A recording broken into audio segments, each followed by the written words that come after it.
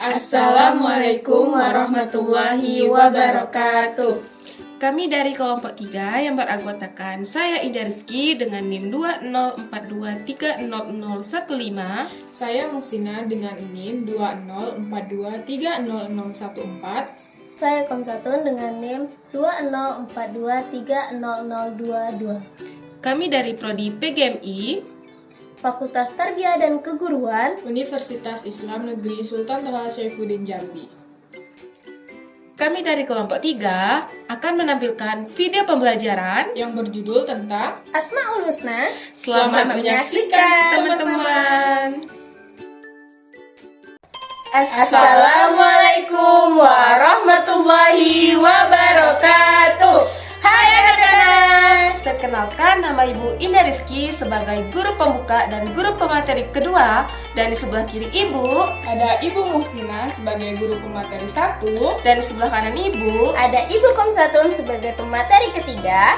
Baiklah, pada video kali ini Kita akan membahas tentang Materi Asmaul Husna. langsung saja saksikan video pembelajaran ini.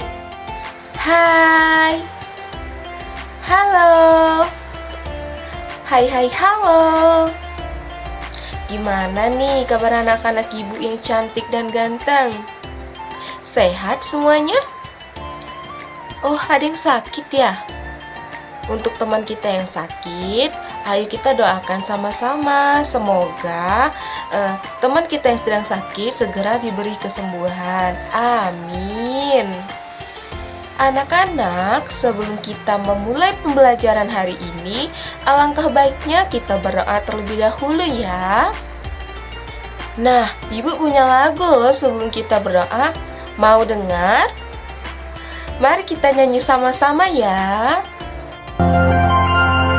Tangan ke atas menggapai bintang, tangan ke samping burung yang terbang, tangan ke depan ikan berenang, duduk yang rapi siap berdoa. Putar-putar, tangan diputar. Gulung-gulung, tangan digulung. Ular melingkar di pagar bundar. Kanan, kiri, atas, bawah, siap berdoa. Doa sebelum belajar. Rabbi syarah li sadri wa yassir li amri wahlul 'uqdatam min lisani yafqahu qawli. Alhamdulillah, kita semua sudah berdoa ya. Semoga doa ibu dan doa anak-anak ibu ini dijabah oleh Allah Subhanahu wa Ta'ala. Amin. Nah, anak-anak ibu, ada yang tahu nggak sih hari ini kita mau belajar apa? Tapi kayaknya anak-anak ibu di sini belum pada semangat ya. Gimana kalau ibu kasih lagu lagi buat kalian biar bisa lebih semangat? Mau? Mari kita nyanyi sama-sama. Satu, dua, tiga, empat, lima, enam, tujuh, delapan. Siapa rajin bersekolah, cari ilmu sampai dapat. Sungguh senang, amat senang, bangun pagi-pagi, sungguh senang. Masya Allah, anak-anak ibu udah pada semangat nih mau belajarnya. Gitu dong, kalau mau belajar harus semangat, oke? Jadi hari ini kita akan belajar tentang apa ya? Tentang Asmaul Husna. Ada yang tahu nggak sih apa itu Asmaul Husna? Siapa yang tahu? Nah, karena di sini anak-anak ibu belum tahu, ibu akan menjelaskan materi tentang Asmaul Husna. Tapi di sini yang akan menjelaskan materi pertama akan dijelaskan oleh ibu guru yang lain. Ada yang tahu ibu gurunya siapa? Kayaknya anak-anak ibu udah penasaran ini. Ibu siapa sih yang mau jelasin tentang materi Asmaul Husna?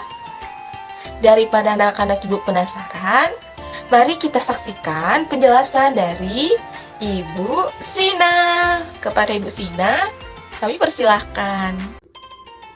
Oke, materi yang pertama yaitu tentang pengertian Asmaul Husna. Apa sih Bu arti Asmaul Husna itu? Jadi anak-anak, Asmaul Husna berasal dari bahasa Arab yang terdiri dari dua kata, yaitu asma yang berarti nama dan husna yang berarti baik atau indah. Secara singkat, Asmaul Husna artinya nama-nama Allah yang baik dan indah. Asmaul Husna secara etimologi pula memiliki arti sebutan baik. Artinya, Asmaul Husna adalah nama-nama yang menjelaskan sifat-sifat baik Allah Subhanahu wa Ta'ala. Selanjutnya ada jumlah dan nama-nama Asmaul Husna. Ayo, siapa yang tahu berapa jumlah Asmaul Husna? Jadi, sejak dahulu, para ulama telah banyak membahas dan menafsirkan nama-nama ini, meskipun timbul perbedaan pendapat tentang perbedaan jumlah nama. Ada yang menyebutkan 99 nama, ada 300 nama, 1001 nama, bahkan ada yang menyebutkan 124.000 nama. Namun, setelah perdebatan tersebut, akhirnya telah ditemukan dan disepakati oleh ulama lainnya bahwa jumlah atau bilangan yang tepat adalah 99 Asmaul Husna, sebagaimana tercantum dalam hadis yang diriwayatkan oleh Abu Musa At-Tirmizi dari Abu Hurairah radhiyallahu an. Ia berkata bahwa Rasulullah Shallallahu alaihi wasallam telah bersabda, sesungguhnya Allah mempunyai 99 nama, yaitu 100 kurang 1. Barang siapa yang menghafalnya atau menyebut di luar kepala, niscaya ia akan dimasukkan ke dalam surga. Hadis riwayat Imam Bukhari. Nah, kan jumlah Asmaul Husna itu ada banyak, ada 99 nama. Agar anak-anak ibu mudah menghafal, mudah mengingat Asmaul Husna, anak-anak ibu bisa menggunakan metode bernyanyi melalui lagu Asmaul Husna ya. Sampai di sini bisa dipahami? Oke, kita lanjut ke materi ketiga, yaitu kandungan Asmaul Husna dan kaitannya dengan akhlak. Dari jumlah Asmaul Husna yang 99, pada pertemuan kali ini akan membahas 10 Asmaul Husna yang berkaitan dengan akhlak ya anak-anak. Yang pertama ada Ar-Rahman, artinya yang Maha Pengasih. Ini menyatakan bahwa Allah Subhanahu wa Ta'ala menunjukkan kasih sayangnya yang tak terbatas kepada semua makhluknya. Contoh Ar-Rahman yang dapat kita lakukan dalam hubungan akhlak seperti membantu teman yang saat terjatuh dan anak yang bersikap ramah dan baik hati. Yang kedua ada Al-Ad atau yang Maha Adil. Allah Subhanahu wa Ta'ala itu adil dalam segala hal, tidak membeda-bedakan siapapun. Jadi, kita juga tidak boleh membeda-bedakan teman, selalu bersikap baik kepada semua orang. Itu pencerminan yang dapat kita lakukan dari Al-Ad. Yang ketiga ada Al-Hakim, artinya yang Maha Bijaksana. Al-Hakim artinya Allah Subhanahu wa Ta'ala selalu bijaksana dalam segala tindakan dan keputusannya. Contohnya yang dapat kita lakukan dalam kehidupan sehari-hari yaitu anak yang selalu berpikir sebelum bertindak dan anak yang selalu berusaha menyelesaikan tindakan konflik dengan cara yang baik. Kemudian yang keempat ada Al-Ghafur, artinya yang Maha Pengampun. Allah Subhanahu wa Ta'ala selalu memaafkan dosa hambanya yang bertaubat. Jadi anak-anak ibu bisa mengamalkan Al-Ghafur ini dalam kehidupan sehari-hari seperti memiliki sikap yang mau meminta maaf kepada teman dan mau memaafkan kesalahan teman. Yang kelima, Ar-Rahim, yang Maha Penyayang. Jadi, Allah Subhanahu wa Ta'ala menunjukkan kasih sayangnya yang khusus kepada orang-orang yang beriman. Bukti Allah sayang kepada kami itu gimana sih, Bu? Mungkin anak-anak ibu ada yang berpikir seperti itu ya.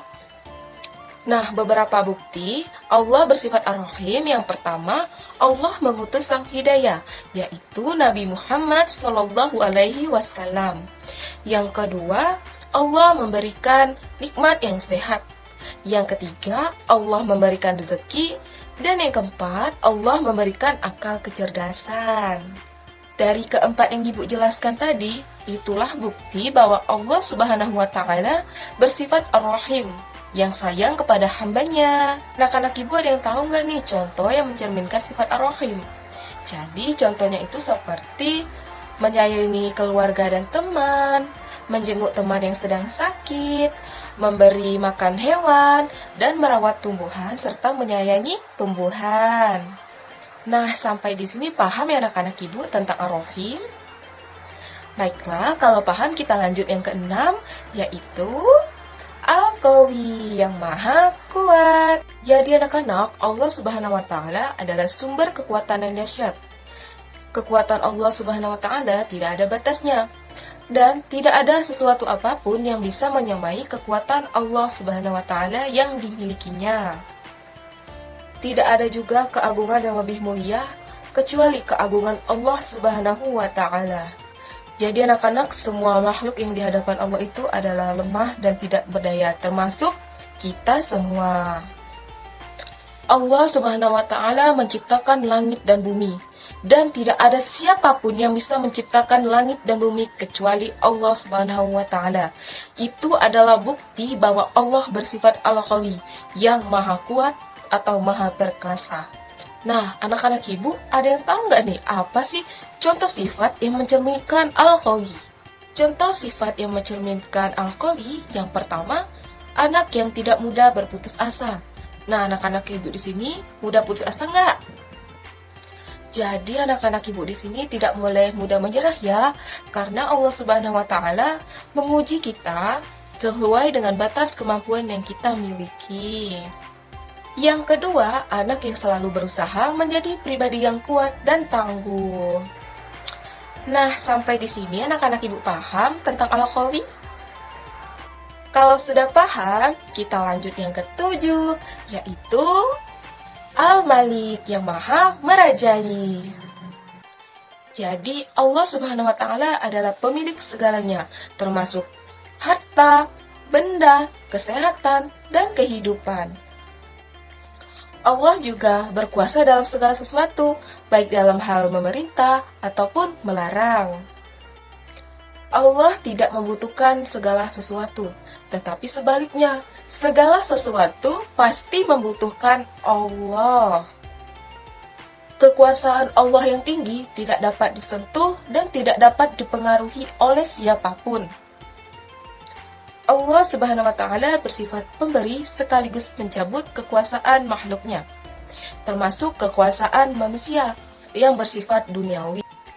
Oleh karena itu, kita semua sebagai hamba Allah tidak boleh bersifat sombong, tidak boleh bersifat angkuh, tidak boleh bersifat semena-mena dengan kekuasaan yang bersifat semu atau sementara. Nah, contoh sifat yang mencerminkan Al-Malik ada yang tahu nggak nih? Contohnya itu seperti kita yang selalu bersyukur atas segala sesuatu yang telah Allah berikan kepada kita. Jadi, anak-anak Ibu harus selalu bersyukur ya, tidak boleh mengeluh atas segala sesuatu yang telah Allah berikan. Baiklah anak-anak, dari 3 yang sudah Ibu jelaskan tadi, apakah sudah paham? Kalau sudah paham, materi selanjutnya akan dijelaskan oleh Ibu yang paling imut. Ada yang tahu nggak nih? Daripada penasaran, langsung saja kita saksikan penjelasan dari Ibu Satun. Pada Ibu Satun, kami persilahkan. Nah, Ibu akan melanjutkan materi yang tadi, yang ke-8. Al-Wahhab. Al-Wahhab artinya Allah yang maha pemberi karunia. Kita perhatikan, kita tidak akan mampu untuk menghitung jumlah keanekaragaman yang diciptakan oleh Allah Subhanahu wa Ta'ala. Nah, di antara ciptaan Allah Subhanahu wa Ta'ala ada apa saja? Ada manusia, ada tumbuhan, dan ada hewan. Dan di mana telah dilengkapi kebutuhan hidupnya oleh Allah Subhanahu wa Ta'ala. Misalnya untuk manusia yang dimana Allah Subhanahu wa Ta'ala telah menciptakan udara atau menyediakan udara yang mengandung gas oksigen dan karbon dioksida. Untuk manusia minum, Allah telah menyediakan air. Inilah yang membuktikan bahwa Allah Subhanahu wa Ta'ala Maha Pemberi Karunia. Yang kesembilan ada asami, artinya Allah selalu mendengar semua yang kita katakan dan pikirkan. Misalnya nih, kalau kalian berbisik kepada teman kalian, Allah akan tetap bisa mendengar apa yang kalian katakan. Bahkan apa yang kalian pikirkan yang tidak diketahui oleh orang lain, Allah akan mengetahui apa yang kalian pikirkan. Misalnya kalau kalian berbisik kepada teman kalian, Allah tetap akan mendengar apa yang kalian katakan. Karena Allah Maha Pendengar, kita harus berhati-hati dalam berkata sampai berkata kasar, berbohong, atau menyakiti orang lain. Kalau kita berkata dengan baik, maka Allah akan senang dan mencatat kebaikan kita. Ke-10 dan yang terakhir adalah Al-Basir. Al-Basir artinya Allah Maha Melihat. Allah melihat semua apa yang kita lakukan, baik yang dilakukan secara diam-diam maupun di depan banyak orang. Karena Allah Maha Melihat, kita harus berusaha melakukan perbuatan yang baik. Kalau kita melakukan perbuatan yang buruk, meskipun tidak ada orang yang mengetahui, Allah pasti tahu. Jadi, kita harus menjauhi perbuatan yang buruk tadi atau perbuatan yang tidak baik tadi. Contohnya nih, kalau ada mainan yang bukan milik kalian, kalau tidak ada yang melihat, bolehkah diambil? Tidak boleh, karena Allah Maha Melihat. Jadi jangan diambil ya, karena barang itu bukan milik kalian, harus dikembalikan kepada pemiliknya. Jadi kesimpulan dari materi kita hari ini yaitu mempelajari Asmaul Husna dapat membantu kita memahami Allah dengan lebih dalam dan menginspirasi kita untuk meneladani sifat-sifat tersebut dalam kehidupan sehari-hari. Asmaul Husna seperti Ar-Rahman yang Maha Pengasih dan Al-Wahhab yang Maha Pemberi mengajarkan kita untuk mengembangkan akhlak mulia seperti kasih sayang, kejujuran, dan tanggung jawab sehingga meningkatkan iman dan membentuk karakter yang baik. Baiklah anak-anak, itu saja materi yang dapat Ibu sampaikan pada video pembelajaran kali ini. Lebih dan kurangnya Ibu mohon maaf. Sampai jumpa pada video pembelajaran selanjutnya. Ibu akhiri, wassalamualaikum warahmatullahi